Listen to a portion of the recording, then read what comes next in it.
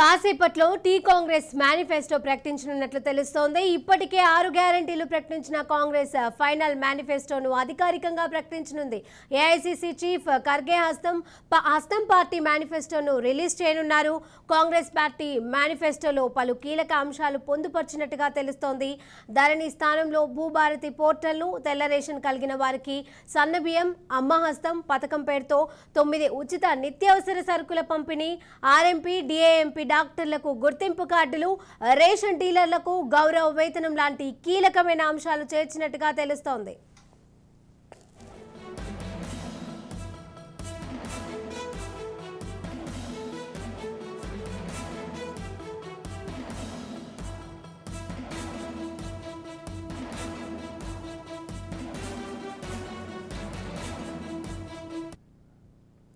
కాసేపట్లో tea Congress manifesto ప్రకటించనున్నట్లుగా తెలుస్తోంది. దీనిపై మరిన్ని అప్డేట్స్ మా ప్రతినిధి విక్రాంత్ అందజేస్తారు. విక్రాంత్, మొత్తం ఈరోజు తెలంగాణ కాంగ్రెస్ కమిటీ మొత్తం ఎన్నికలకు సంబంధించి మేనిఫెస్టో కార్యక్రమం మొత్తం ఈ రోజు మధ్యాహ్నం 12 గంటలకు ఉండనుంది. కాంగ్రెస్ పార్టీ ఆఫీస్ గాంధీ భవన్ లో ఉదయం 10 గంటలకు బెంగళూరు నుంచి ప్రత్యేక విమానంలో కూడా బేగంపేట ఎయిర్పోర్ట్ కి ఏఐసీసీ అధ్యక్షుడు మల్లికార్జున ఖర్గే చేరుకుంటారు. 11 గంటలకు కాంగ్రెస్ పార్టీ ఆఫీస్ గాంధీ భవన్ చేరుకుంటారు. 11 గంటల నుంచి 11:30, 12 గంటల వరకు కూడా కాంగ్రెస్ పార్టీ ముఖ్య నేతలతో ఎన్నికల ప్రచారం ఏ విధంగా సాగుతుందనే దానిపై సమావేశం ఉండనుంది. మధ్యాహ్నం 12 గంటలకు మాత్రం తెలంగాణ కాంగ్రెస్ కమిటీకి సంబంధించి ఎన్నికల కమిటీ మేనిఫెస్టో మాత్రం ఏఐసీసీ అధ్యక్షుడు మల్లికార్జున ఖర్గే విడుదల చేయనున్నారు.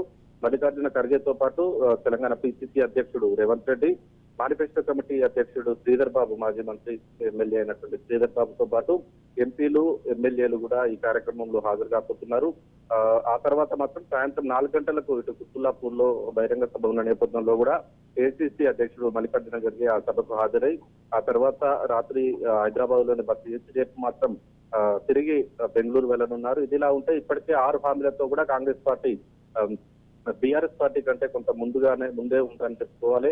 ఏఐసీసీ అగ్రనేత సోనియా గాంధీ కూడా ఇప్పటికే 6 హామీలు ఇచ్చింది. ఇటు మహిళలకు ఉచిత బస్సు సౌకర్యం కావచ్చు, గ్యాస్ సిలిండర్ 500కే అనేసి ప్రకటించిన నేపథ్యం ఉంది. ఇక రైతులకు కూడా ఏకకాలంలో రుణమాఫీతో పాటు పలు వ్యవసాయానికి సంబంధించి పంట కొనుగోలుకు సంబంధించి రేట్ల గురించి కూడా దీంట్లో ప్రకటించిన నేపథ్యం ఉంది. ఇక పెన్షన్లు కూడా ఇప్పటికే 2000 వస్తున్న నేపథ్యంలో కూడా దాన్ని డబల్ చేస్తామని 4000కు పెంచుతామనేసి, అదేవిధంగా వికలాంగులకు మరో 1000 అదనంగా ఉంటుందనేసి ప్రకటించిన సందర్భం ఉంది. ఇటు విద్యార్థులకు కూడా స్కాలర్షిప్ విషయంలో కావచ్చు, ఉచిత విద్యతో పాటు కేజీ టు పీజీ ఉచిత విద్య అనే అంశంతో కూడా కాంగ్రెస్ పార్టీ ముందుకు వెళ్తా ఉంది.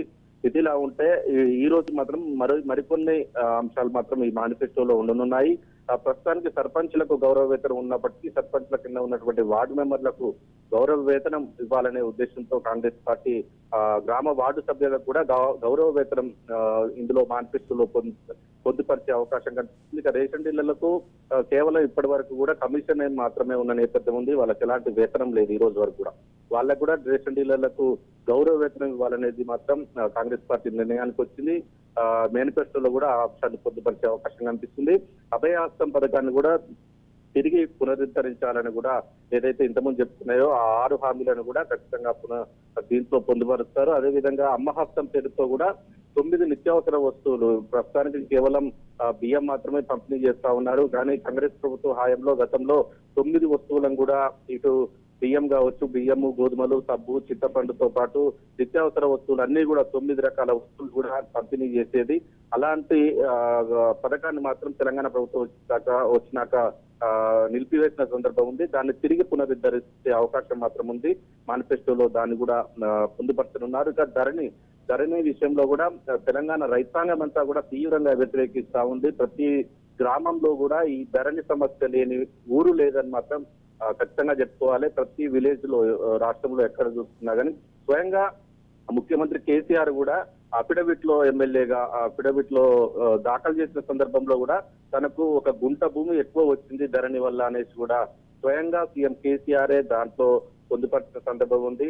కేసీఆర్ కే ఇలాంటి సమస్య ఉందంటే మిగతా రైతుల పరిస్థితి అర్థం చేసుకోవచ్చు. అలాంటి ఈ ధరణి సమస్యను మాత్రం కాంగ్రెస్ పార్టీ పునరుద్ధరిస్తామని ధరణి స్థానంలో భూభారతి అనే ఒక పేరుతో కూడా అప్డేట్ చేసే అవకాశం మాత్రం కనిపిస్తుంది. ఈ ధరణి సమస్యలన్నింటినీ సాల్వ్ చేస్తామని కాంగ్రెస్ పార్టీ చెప్తుంది. దాంట్లో భాగంగానే భూ భారతి పేరుతో కూడా కాంగ్రెస్ పార్టీ మేనిఫెస్టోలో పెట్టే అవకాశం కనిపిస్తుంది. ఇదే కాకుండా ఇంకా అనేకమైనటువంటి ఇటు రైతులకు కావచ్చు, మహిళలకు కావచ్చు, విద్యార్థులకు కావచ్చు, ఇలాంటి సమస్యలన్నింటినీ కూడా మేనిఫెస్టోలో పొందుపరిచే అవకాశం మాత్రం కనిపిస్తా ఉంది.